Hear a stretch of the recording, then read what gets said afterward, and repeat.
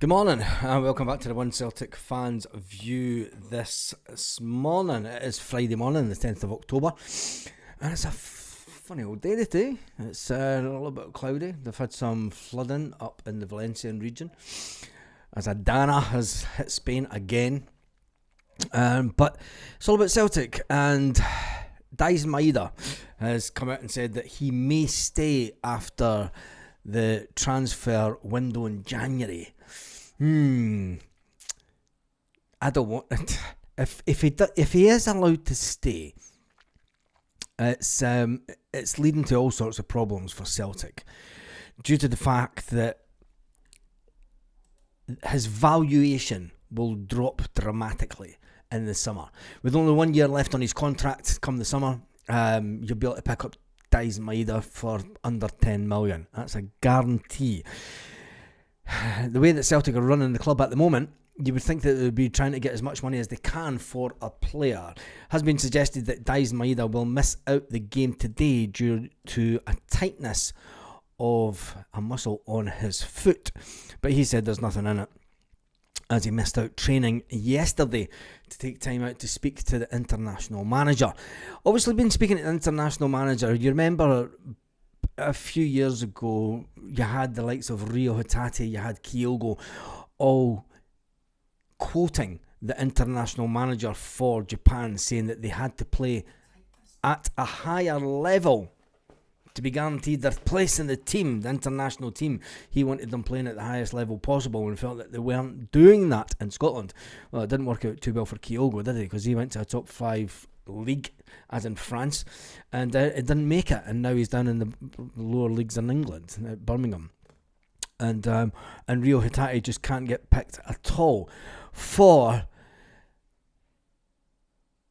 the team, which is a bit as well. Is it any surprise? I don't think it is anyway. I suppose the big news last night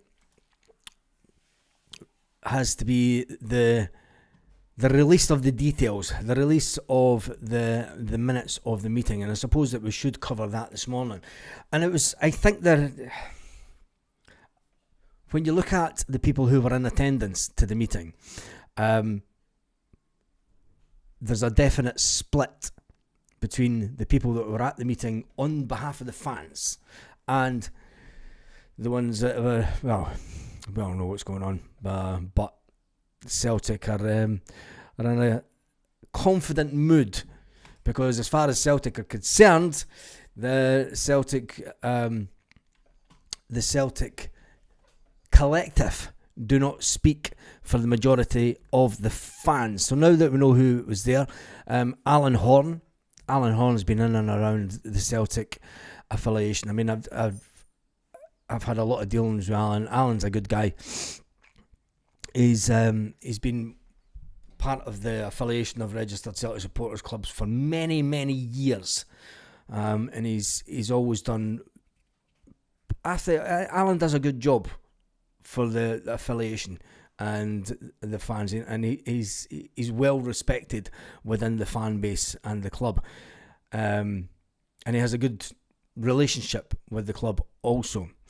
Some might say too good, but there were two names that were not part of the collective, and it was interesting, and I was waiting to find out who the two were, and I know the two of them personally, and it's no surprise that they were not part of the collective, because they are amongst the big hitters within the fan base when it comes to tickets and everything to do with talking to the club at the highest level possible. And it was no surprise that the two had nothing to do. Well, was it? Because, I mean, they are very, very vocal in the fact that they do want change and stuff, but for them not to be part of the collective was quite interesting from my perspective, and I found it quite funny.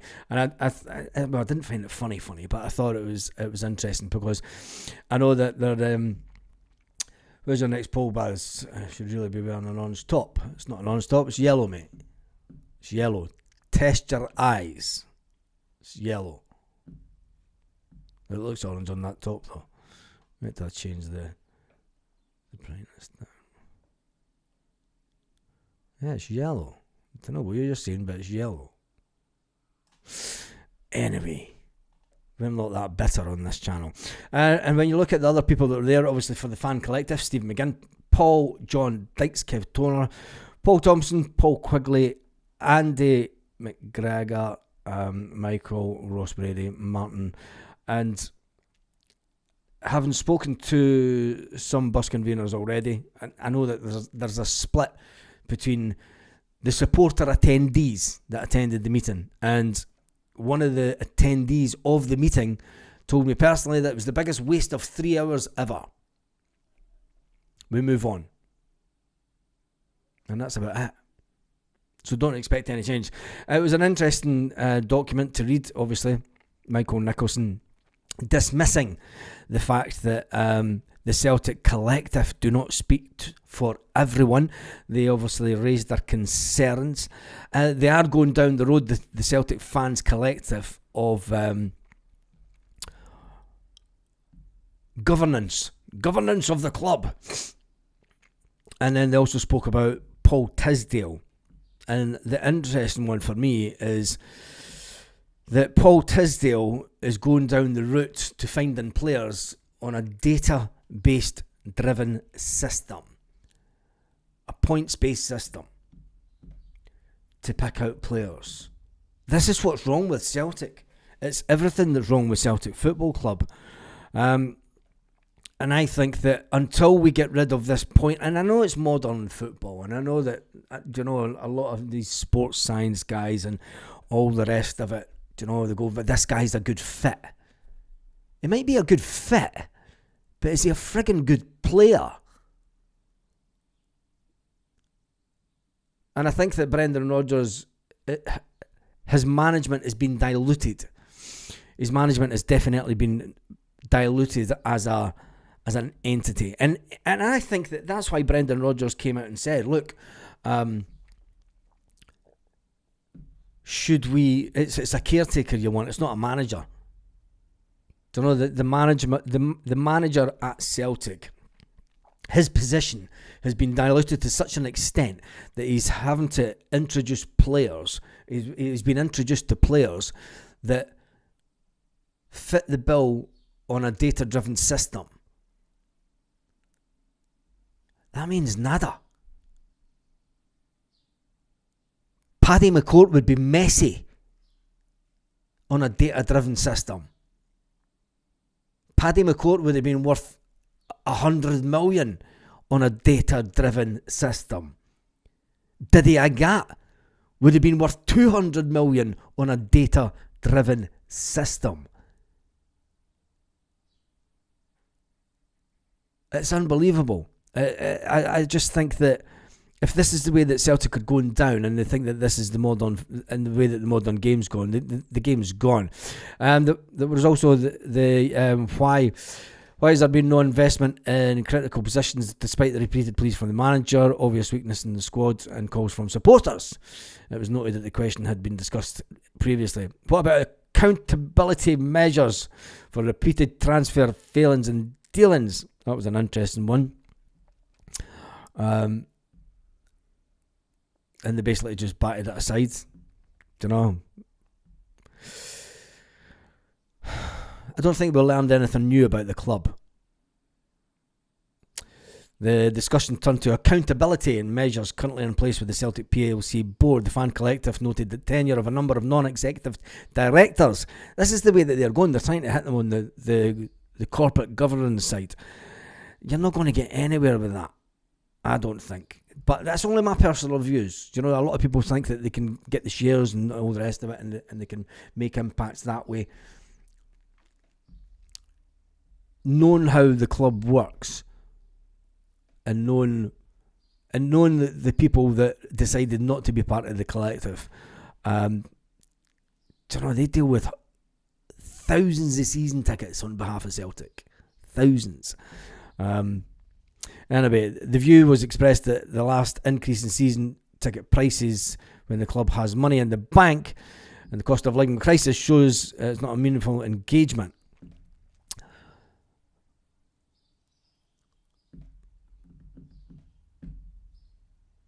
they would just turn around and say, look, the cost of living crisis has nothing to do with us. We're a club, we're a business, and that's the way that we're going to run it.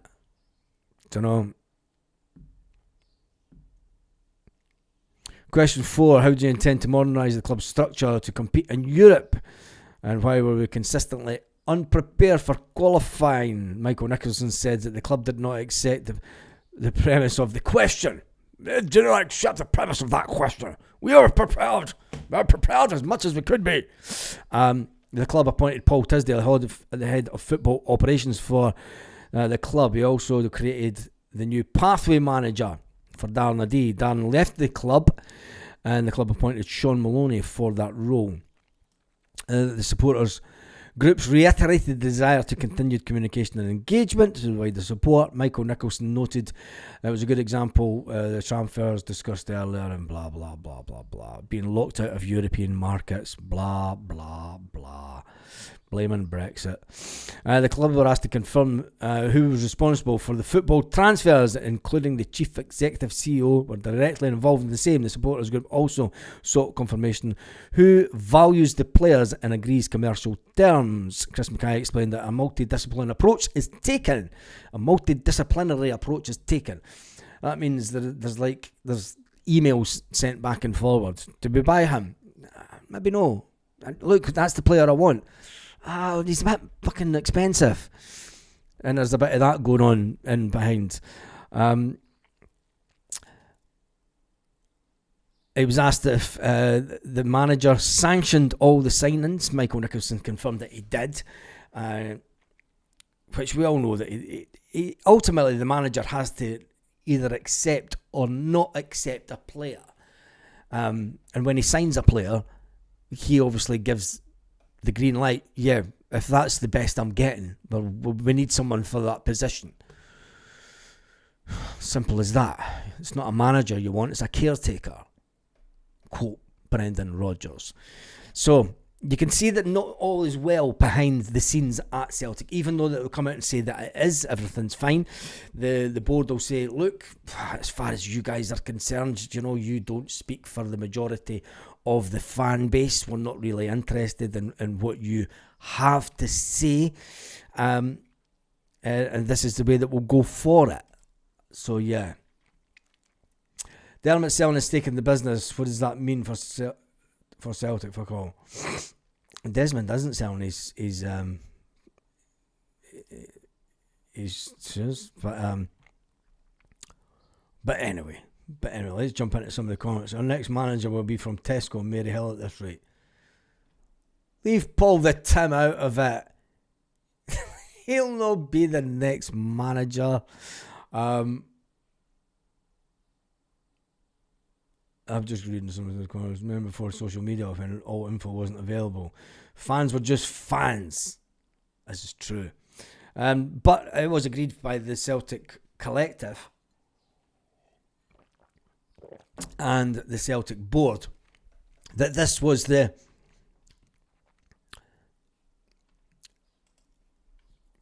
find it funny that this had to be verified before it was sent out, so that there was no information, no confidential information leaked about club business. So there was obviously stuff spoken about at the meeting that obviously can't come out in public. Supporters group, move that. Just get rid of this screen now. The supporters group questioned the involvement with transfer policies. Chris Mackay, Michael confirmed. The head of football for operations, the role of recruitment thereof, confirmation sought as whether as recruitment process was followed and other candidates were interviewed. Talking about bringing in Tisdale. The club spoke to potential candidates and identified there was no external recruitment consultant appointed. Michael Nicholson confirmed that there was no family or business connections between the current head of football operations, Paul Tisdale, and Celtic PLC board members, but individuals had crossed paths previously. Michael Nicholson confirmed that the manager supported the recruitment of Paul Tisdale following a consultancy period in the summer. Yeah, he did. He came out and said that The managers came out and said at the time. Now, talking about the tabloid story, that was washed over. I don't know. I hope that one day we'll learn the truth about what actually happened, because there's obviously been a meeting with Nicholson and Lawwell, and there's been some discussion, and Nicholson has said, look, it was fuck all to do with us. It never came from us. It's pure speculation. But it does put Roger Hannah at the Sun in a very, very interesting position where the information came from somewhere. The information, he knows who gave him the information and give him permission to print the story, to run the story. Because if he didn't, and it's a made up and fabricated story, it's the worst journalism of any kind. Now, normally journalists will go down the road, they have to get two substantiated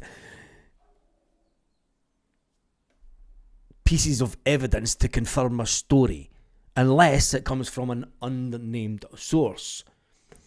And it's always funny when it comes from an unnamed source, because remember, there's been times when an unnamed source says that there's an unnamed club coming in to buy a certain unnamed player at Rangers for 40 million.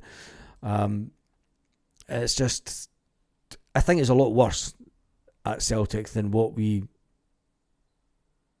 really, really thought. But where do we go from here? The manager confirmed, the football manager confirmed that the matter was closed at his next press conference.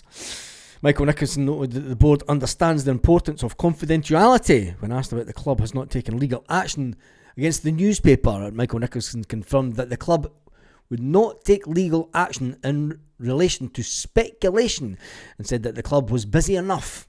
Busy is enough. Fucking too busy to take. The club doesn't take the legal. They contact their lawyers and say, that's a lie. Sue the fucker.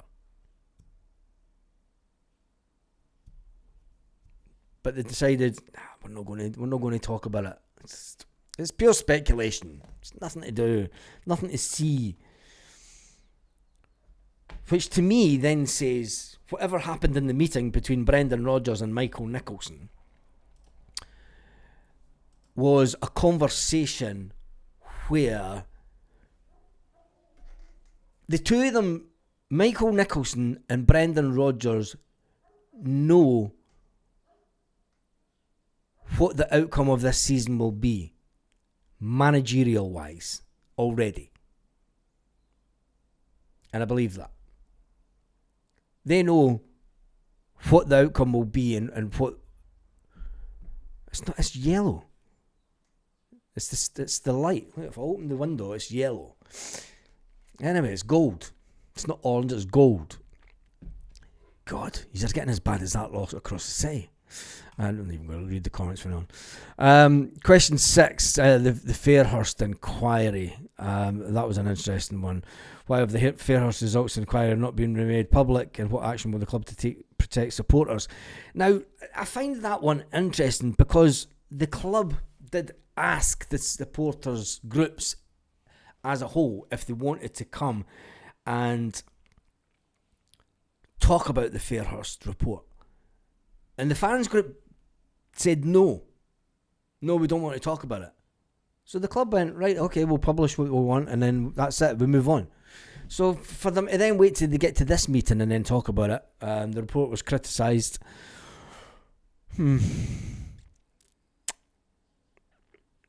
Question 5. When will the supporters receive results of the fan survey conducted over a year ago? And why have these results not been, despite the club being in possession of them several months? The fan survey conducted in the summer of 2024 and the timelines for the publication are the same.